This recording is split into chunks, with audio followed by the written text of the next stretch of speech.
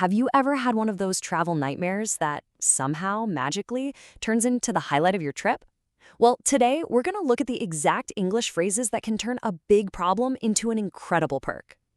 So let's picture this. You book a simple, standard hotel room, but when you get to the check-in desk, they hand you the keys to the presidential suite. How in the world does that happen? For one traveler, it all came down to a single, really important conversation.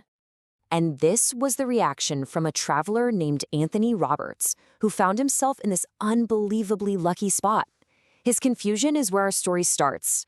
In that one sentence he used, it's the perfect way to politely point out that something isn't quite right. And let's be really clear about the difference here. We're not talking about just a slightly better view. No. This was a massive leap from the most basic room they had to the absolute peak of luxury in the entire hotel. So let's break down how he did it.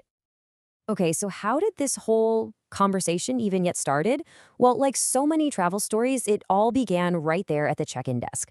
Let's dive into the step-by-step language that kicked off this whole amazing chain of events. It all kicks off with this really simple but super professional opening. This phrase is perfect whether you're at a hotel or a restaurant because it immediately and politely tells the staff exactly what they need to know to help you. And that right there, that sets the perfect tone. You're not coming in hot, you're not being demanding, you're just being clear. It's the ideal way to start things off. And here we are again, back at that crucial moment. After being offered this incredible suite, Anthony uses this exact phrase. You have to appreciate the subtle power here. It's not an accusation like, you made a mistake. It's the soft, polite way of raising an issue without putting the staff on the defensive. It's brilliant. Okay, so Anthony has politely pointed out that something is off. So what happens next? Well, now we get the hotel side of the story. And the receptionist explanation is where we learn the real reason for all this and pick up some absolutely essential travel vocabulary. The first word you're probably going to hear is mix-up. And you should know this is classic customer service talk. It's their way of saying, oops, we made an error, but in a much softer, more professional way that's designed to keep things calm.